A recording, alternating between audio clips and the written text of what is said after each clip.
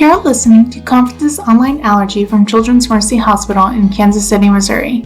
Today is September 13th, 2024. Our topic is asthma-COPD overlap. This is presented by Dr. Gary Salzman. He's a professor of internal medicine in the section of respiratory and critical care medicine at UMKC.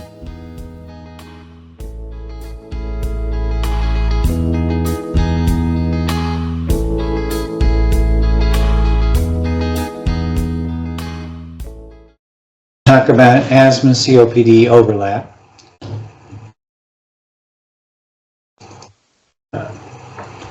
No disclosures.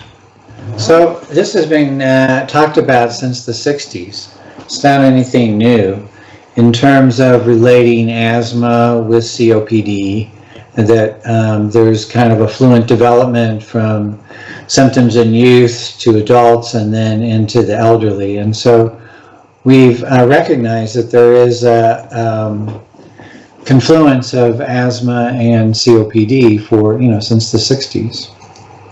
So some molecular biology research looks at, some genetic similarities in COPD and asthma.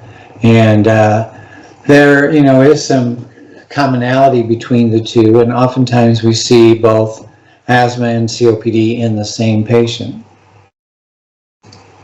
So how can this come about? So one of the common scenarios was a child that has allergic asthma, and that results in lower lung function when they start to get to be an adolescent and as an adult. Then they start smoking. Then they're starting to smoking at already reduced lung function. And then that worsens lung function even more and has an earlier onset of COPD, or an onset of COPD when they may have not gotten COPD if they had normal lung function when they became an adult. So some of the kids that lose lung function as children and then start smoking will develop a more severe airflow obstruction as adults because they're starting at a lower level. The other scenario is a patient that doesn't have childhood asthma but has smoked for a long time, and then has late onsets of features of an eosinophilic inflammation or airway reversibility or asthma. So the asthma comes later, and that's more into the more middle age or older patients. And then in some patients there's both evidence of Th1 inflammation and Th2 inflammation in the same patient. So there is some heterogeneity here. So there's an eosinophilic COPD, in other words, COPD with eosinophils, versus a smoking asthmatic, an asthmatic that has asthma but smokes. Some patients may have more characteristics of COPD, others may have more characteristics of asthma, but the therapy is directed at the predominant phenotype. But it must include anti-inflammatory therapy.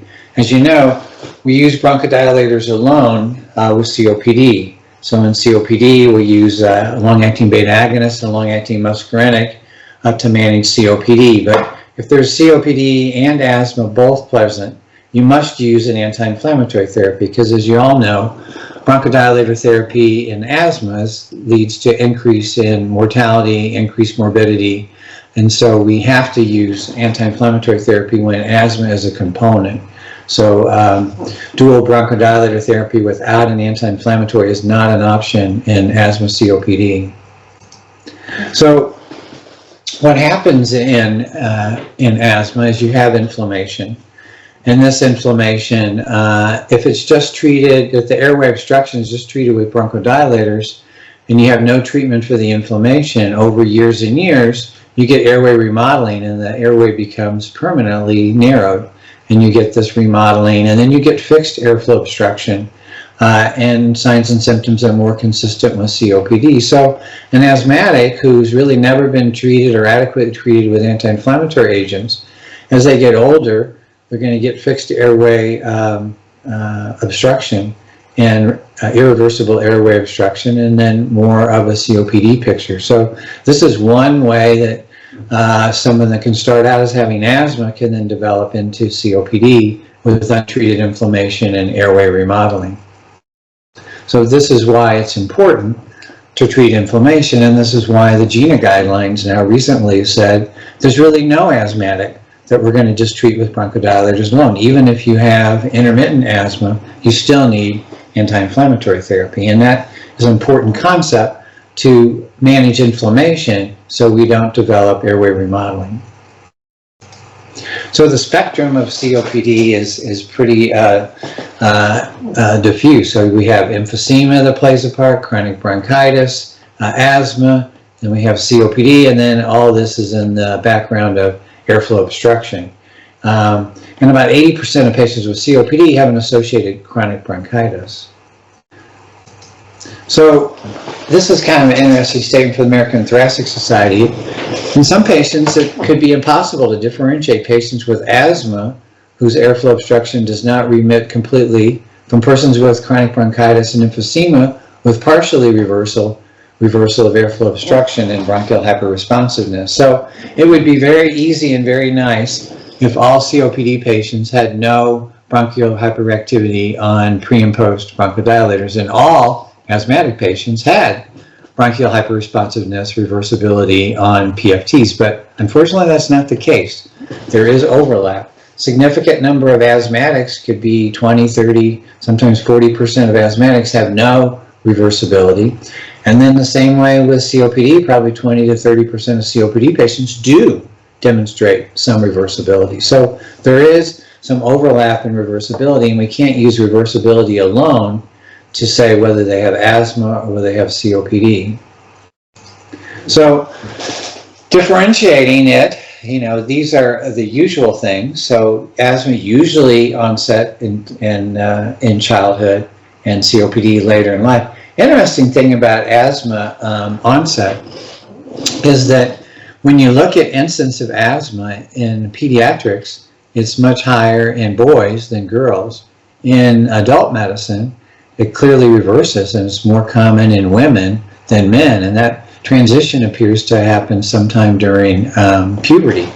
And so this is a kind of an interesting concept, and there could be a hormonal effect in terms of onset of asthma, where more little boys have asthma than little girls, and adults, more women have asthma than men.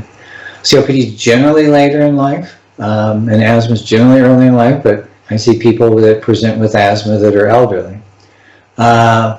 Etiology, asthma is an immunological stimuli, as you know, and generally there's a family history of asthma, whereas COPD is exposure to cigarette smoking or other risk factors.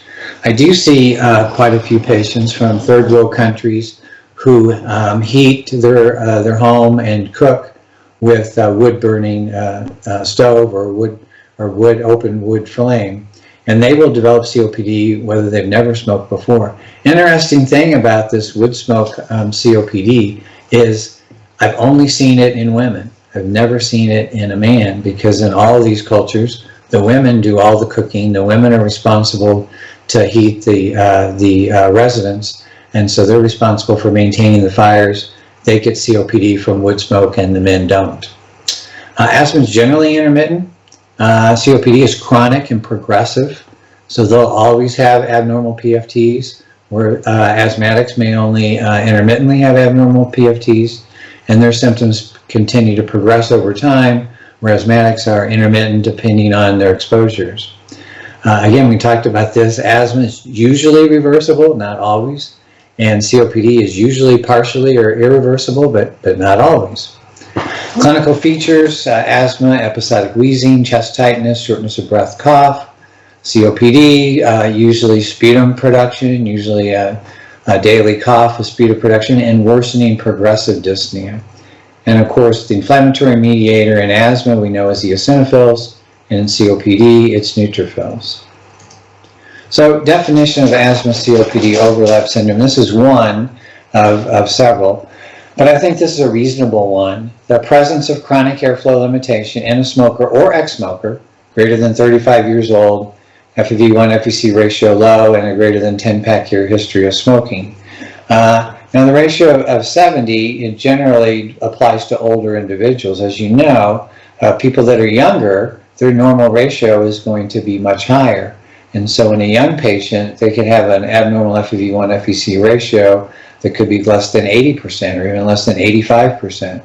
So this is mainly for older people, and this is for mainly COPD, but we do see obstruction in younger people that have FEV1, FVC ratio greater than 70%. So I would use the percent predicted of FEV1, FVC. So if they're below, say 90% of the predicted value for the ratio, then that would indicate obstruction in a younger patient.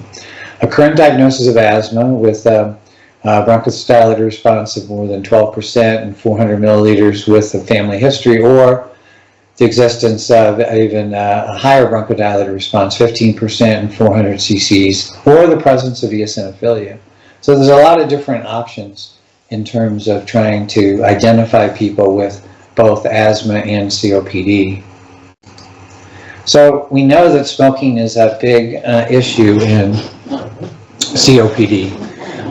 And this slide kind of demonstrates the yellow line. If there's a smoker and they're sensitive to COPD smoke, this is what happens to their lung function if they continue to smoke. And so here they get disability, and here they get death. But if they quit smoking early, then they can maintain their lung function and not develop disability. Even if they wait until they're older and stop smoking at age 45, they can prevent disability. And even if they're already disabled and they're already in their 60s, if they stop smoking at 65, they can still delay their death from COPD. So quitting smoking really at any age is still beneficial and important. So COPD is characterized by airflow limitation that's usually not fully reversible. Sometimes it is. The airflow limitation is both progressive and associated with an abnormal inflammatory response in response to cigarette smoking generally, or wood smoke, or some other noxious particles. We should consider COPD a history of at least 10-pack-year history of smoking, exposure to other risk factors, chronic cough with or without sputum production, shortness of breath, onset of symptoms in their 40s, but we see COPD even in people in their 30s that start smoking when they're 10 or 12 years old. They may have COPD in their 30s. Respiratory infections that persist or recur, all those would be suggestive of someone with COPD. Spirometry is important, and again, the GOLD guidelines use 70% as their cutoff, and they're talking about people usually in their 50s and 60s, which 70% would be the cutoff. But if you're looking at younger people, they would have a reduced ratio even at higher ratios. They may have a FEV1 FVC ratio predicted at 80%. So if they were below 80%, they would be abnormal. Spirometry is helpful to identify people with chronic cough, wheezing, shortness of breath, and more and more primary care people are doing spirometries in their office to try to identify airflow obstruction early in patients. This is an x-ray of someone with hyperinflation. You can see the big, huge lungs, the flat diaphragm, the big retrosternal airspace. This is pretty classical emphysema and COPD hyperinflation. Diagnosis, obviously, based on risk factors, age, symptoms, persistent airflow obstruction, so COPD, bronchodilator FEV1 less than 80%, and again, in older individuals, a low FEV1 FVC. So there's a lot of patients out there that have COPD. There's also about 10 million patients that have COPD that we haven't diagnosed yet. So there's a lot of COPD that's not been diagnosed. Prognosis obviously is good if they're younger, if they quit smoking, if they have better lung function, and they have reversibility. Those are all good prognostic. Poor prognostic, older age, if they're hypercapnic or hypoxic, tachycardic, short of breath, those are all more poor prognostic factors. Classic representations, the pink puffer, the emphysematous patient who's very short of breath but not hypoxic, and the dyspnea is because of the hyperinflation from the emphysema, so they have severe shortness of breath but they're not hypoxic. And the chronic bronchitic, the blue bloater, who does have hypoxemia and has lots of sputum production. And oftentimes, though, the people with COPD are a combination of these two, but there are some patients that are more predominant pink puffers and more that are predominant blue bloaters. So COPD can involve, obviously, bronchoconstriction, inflammation, structural changes, all leading to airflow limitation. Bronchoconstriction, obviously these patients do respond to bronchodilators. Some of them may have airway hyperresponsiveness. Interesting note, cigarette smoking will give you a positive methylcholine challenge test. So you can get a positive methylcholine challenge test just from smoking. Chronic inflammation associated with increased amount of smooth muscle in the airway wall. So airway obstruction in COPD can either be irreversible or reversible. The irreversible component is fibrosis and narrowing of the airways, a loss of a recoil due to alveolar destruction like an emphysema, destruction of the alveolar support that maintains patency of the small airways. Those are all causes of irreversible airflow obstruction. But in COPD, we do have reversible airflow obstruction from inflammation, mucus, smooth muscle constriction. So sometimes it's difficult to differentiate asthma from COPD because there is reversible components in COPD. Structural changes, you get epithelial changes in COPD, you get fibrosis, small airways, the alveolar walls are destroyed, and emphysema, you get vascular changes that can lead to pulmonary hypertension. All those things can happen. No medication has been shown to reverse the structural changes associated with COPD. Only smoking cessation will prevent the progression of structural changes. So COPD, is inflammation, bronchoconstriction, and structural changes. So we need airflow obstruction, we need risk factors, and then history of chronic bronchitis. And chronic bronchitis is a clinical diagnosis, so you don't need PFTs, you don't need an X-ray, you don't need blood gases. Someone has cough and sputum for most days for 3 months of the year for 2 consecutive years, ruling out other causes like tuberculosis. They have chronic bronchitis. They may have that with or without emphysema, but those symptoms, ruling out, bronchiectasis or tuberculosis, would indicate that they have chronic bronchitis. Obviously, smoking cessation is huge. We use a lot of pharmacological therapy. I did a study actually in the medicine clinics at Truman, interviewing all the patients that had successfully quit smoking for more than 1 year and simply asking them, how did you quit? So 90% of the patients who successfully quit did not use any pharmacological therapy. They used cold turkey, which is, I think, very helpful in that is a very effective way of smoking cessation. And in fact, 90% of patients who quit do that. Only about 10% use pharmacological therapy. So I think it's a good idea to at least to start with talking about quitting cold turkey with a patient because it is a very common way, and obviously it's free and there's no side effects.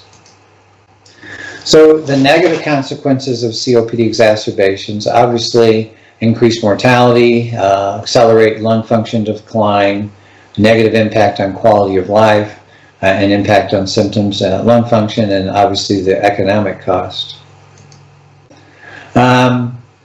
We do give antibiotics for COPD exacerbations, and we have the 3 cardinal symptoms in an exacerbation that increase shortness of breath with increased sputum volume and increased sputum purulence, or those patients who require mechanical ventilation. We generally give a broad spectrum antibiotics for those patients with COPD exacerbations.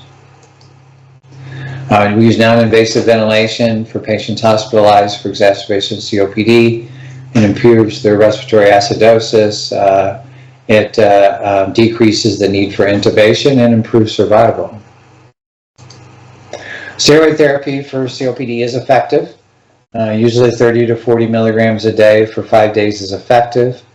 Although chronic treatment with corticosteroids more than 14 days, the risk outweigh the benefits. And the normal things of chronic steroid use, osteoporosis, cataracts, bruising, infections, are all issues. So let's move more towards asthma now. When we look at asthmatic patients that come into a primary care office, about 60% of those patients have uncontrolled asthma. So a lot of people are being undertreated for asthma. Even the patients that come in that have a history of asthma but are not being even seen for asthma, about half of those patients' asthma is uncontrolled, even if they're not even there for their asthma. And about 1 in 3 adults surveyed going to a primary care doctor were using their albuterol at least once a day, which would indicate they have uncontrolled asthma. So we know that patients that are using their albuterol daily, that we would go to more aggressive therapy. Obviously, this is the old guidelines where we no longer do short-acting beta agonist PRN. We do long-acting beta agonist and inhaled corticosteroid PRN. But you do want to move up more towards more aggressive therapy in patients that have taking their albuterol every day. They would have moderate persistent asthma. So the question that I think is always important with asthma to ask is, what are the risk factors for dying? And I think that people still do die from asthma, and I think that we need to be cognizant of that. So patients that's currently on oral corticosteroids or recent withdrawal of a corticosteroid, if they have difficulty perceiving their airflow obstruction, if they have comorbidity with other lung diseases or heart disease, they have sleep apnea, they have pulmonary fibrosis, they have obesity, serious psychiatric disease or psychosocial problems, low socioeconomic status, urban residence, illicit drug use. So all of these increase their risk from dying for asthma, and I believe they should be identified and that patient be managed aggressively to try to prevent them from dying from their asthma. This is a cut lung from a patient who died from asthma, and you can see these are mucus plugs, these little yellow balls that look like corn kernels. And then the inflammation around the airways, you can see all this white-yellow material. All the airways are severely inflamed. And so you've got severe inflammation and mucus plugs basically causing suffocation. They can't get any air in or out. Microscopically, a normal airway looks like this, nice and open with the alveoli around it. Fatal asthma airway, as you can see, is very, very narrow. It's almost completely obliterated. There's all these inflammatory cells in the submucosa. So this is a huge inflammatory response causing that patient to die from asthma. And that's why anti-inflammatory therapy is so important in asthma, both inhaled corticosteroids and systemic corticosteroids for asthma exacerbations would treat and prevent this massive inflammation around the airway. So let's take a case here, a 35-year-old non-smoking woman, history of asthma since childhood, comes in for a routine appointment, requesting a refill on her albuterol inhaler. She uses her albuterol 1 to 2 times a day for wheezing, wakes up 2 to 3 times per week with coughing, completely relieved with the albuterol. She's unable to walk up 1 flight of steps due to shortness of breath. Vital signs and exam are normal. So first of all, due to the new guidelines, we wouldn't even be treating a patient with PRN albuterol. They should be on an inhaled corticosteroid in addition to a beta agonist. But this is what she's been taking. And so really, she has uncontrolled asthma. She actually has moderate persistent uncontrolled asthma. And so in order to adequately manage her, we would need to use anti-inflammatory therapy. And so in this patient, I would use an inhaled corticosteroid, long-acting beta agonist on a regular basis, twice a day, and then monitor her lung function and clinical response to that. In terms of her reliever, we could use albuterol, although there's another agent that's another option, which would be albuterol budesonide, Air Supra, which would be another alternative. And of course, in intermittent asthma, we would use albuterol budesonide on a PRN basis or Symbicort on a PRN basis if they had intermittent asthma. But this isn't intermittent asthma. This is moderate persistent asthma. So I believe she should have a regular 2-time-a-day dose of an ICS/LABA.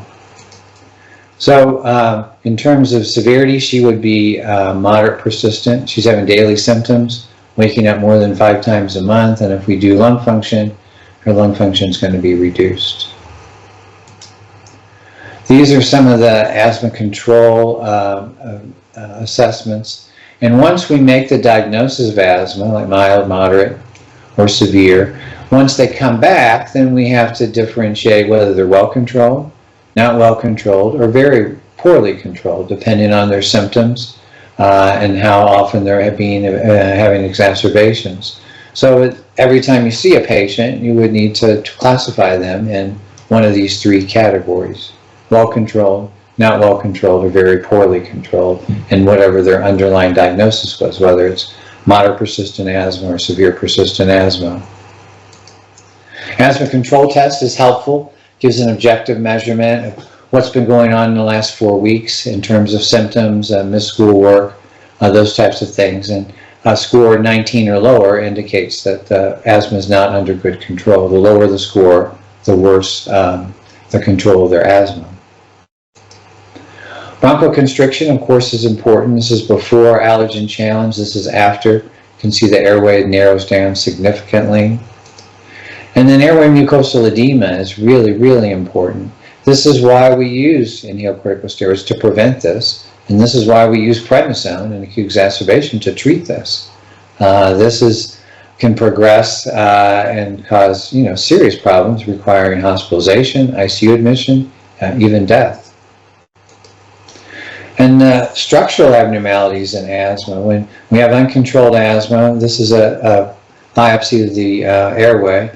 You can see the epithelium is completely disrupted. The basement membrane is not intact, and there's a lot of inflammatory cells in the submucosa. After only 3 months of treatment with an inhaled corticosteroid, we have regeneration of cilia. The epithelial layer becomes intact.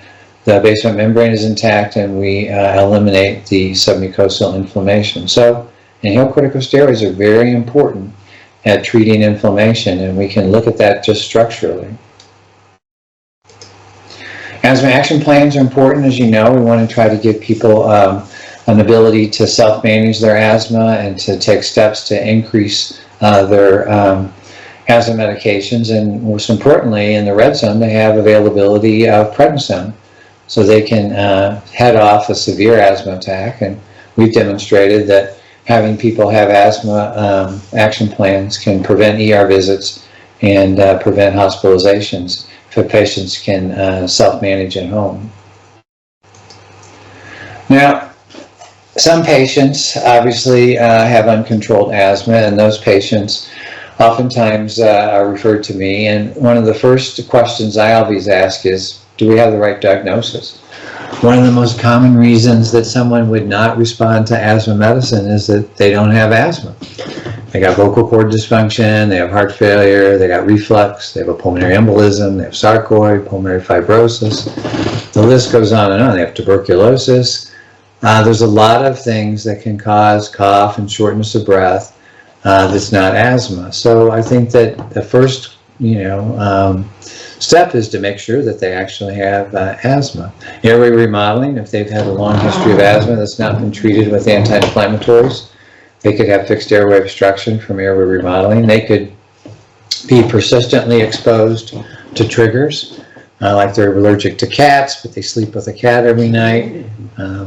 Lack of a controller medicine that's either not prescribed, or they don't take it, or they can't afford to pay for it, or they simply have refractory asthma. So these are all the things that need to be sorted out in terms of a patient who has uncontrolled asthma. So we do know that inhaled corticosteroids do have an effect on mortality from asthma. If you look at someone who's taking no inhaled corticosteroid, their risk of death is about 2.5 times, whereas if they're taking it and filling it every month, they have really no increased risk for asthma. So inhaled corticosteroids do prevent death from asthma. Now, in COPD, we usually give antibiotics for exacerbations. In asthma, we generally don't. So if it's just a pure asthma exacerbation, unless they have fever and purulent sputum or evidence of pneumonia or bacterial sinusitis, we generally don't give antibiotics. Now, in the COPD asthma overlap, I think that you may move more towards giving antibiotics, particularly if they have a more predominant COPD presentation. So if they're continuing to smoke, and smoking does affect cilia, and it increases your risk of bacterial infection. So we do use antibiotics with COPD. If it's a pure asthma exacerbation, generally we do not, unless they have some of these things. So again, we want to assess asthma control, whether it's well controlled, not well controlled, or very poorly controlled. And exacerbations, so they're having 0 to 1 a year, or they're having 2 or more a year, which would be more in the poorly controlled. And then spirometry is important. Normal spirometry, this is the inspiratory loop, the expiratory loop, that's normal, and this is an obstructive pattern. As you can see, it looks like an apple with a bite taken out of it. Spirometry is important. So treatment of asthma COPD. So in eosinophilic COPD, we're usually talking about eosinophil count total greater than 150 or 300. We want to make sure that they're on an inhaled corticosteroid in addition to bronchodilator therapy. That will reduce exacerbations.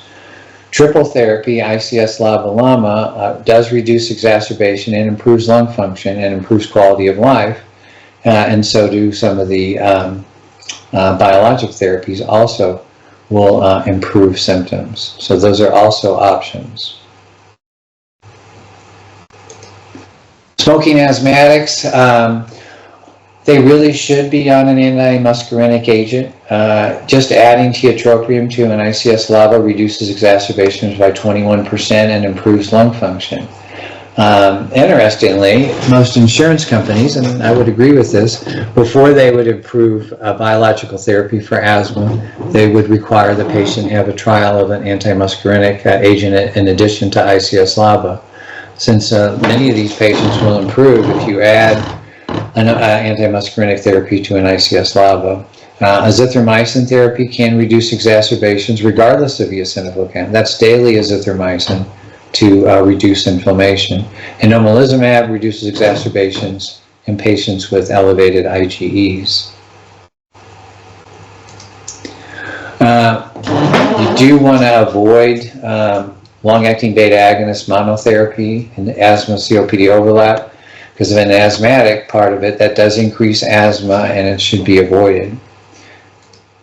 Intermittent asthma COPD symptoms, there's several different ways that you can approach this. You could use a PRN ICS LABA.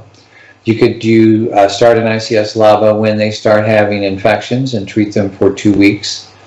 The other option is you can use the newer agent, the albuterol budesonide, the AirSupra, intermittently. So, but all of those options include an inhaled corticosteroid, because you have to use an anti-inflammatory agent when you're talking about asthma as a component of the process.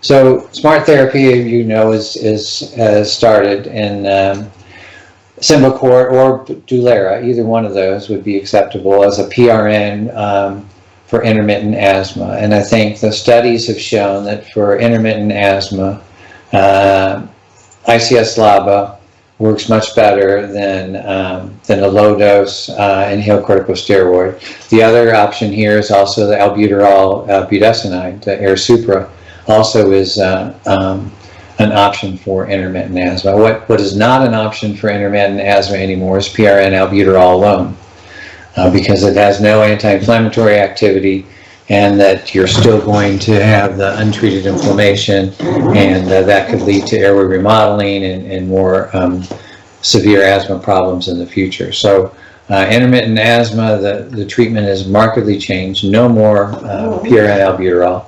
You can use albuterol budesonide, the AirSupra PRN, or you can use Symbicort or Dulera PRN with the more rapid-acting, long-acting beta agonist. Mild persistent asthma, PRN Symbicort is superior to low-dose inhaled corticosteroid, up to 12 inhalations a day. I thought these studies were pretty interesting in that they compared having a patient with mild persistent asthma with the low-dose inhaled corticosteroid on a daily basis versus a PRN ICS LABA. The PRN ICS LABA worked better. My perspective in that is it relates to adherence. I think that low-dose inhaled corticosteroids sometimes have a lower adherence rate because there's no immediate effect.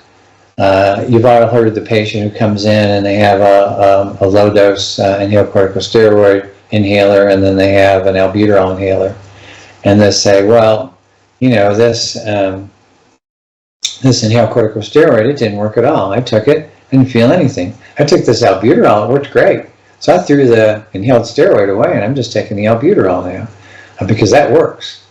So that's when you have a combined ICS-LABA, I think it does give patients more reinforcement that this is helping them. And that's why it's superior than the low-dose inhaled steroid, where they have really no immediate effect. It can take up to 2 weeks for an inhaled corticosteroid to work, and most patients aren't going to wait that long. And so if they have a single maintenance therapy, ICS-LABA like Symbicort or Dulera, they're more likely to take it. If they're more likely to take it, they're more likely to have their symptoms controlled, and they're more likely to not be admitted to the hospital or have to go to the ER. So I think that it's pretty, we have several studies that compare low-dose inhaled steroid to PRN ICS-LABA, and in all the studies, the PRN ICS-LABA did better than the low-dose inhaled corticosteroid, and I think because of adherence and because of the symptomatic improvement. GINA recommends BID and PRN Symbicort for moderate and severe persistent asthma. That's not FDA approved, and the only issue with that is that most insurance companies in the US are only going to give you one Symbicort inhaler a month. So if you're using 12 inhalations a day, you're going to run out of your Symbicort and not have anything for the latter part of the month. And so I think in those patients, it's better to use like a twice-a-day ICS-LABA.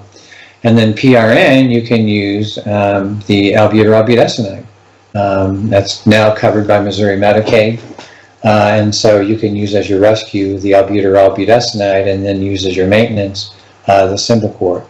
And that's simply just because of kind of insurance issues. But certainly in those moderate and severe patients, PRN Symbicort alone would not be adequate. They would have to be on a twice daily dose of an ICS-LABA. And it doesn't have to be Symbicort. It can be Dulera, it can be Advair, it could be Brio, it could be any of those. Obese patients, I think, represent an interesting subgroup of patients.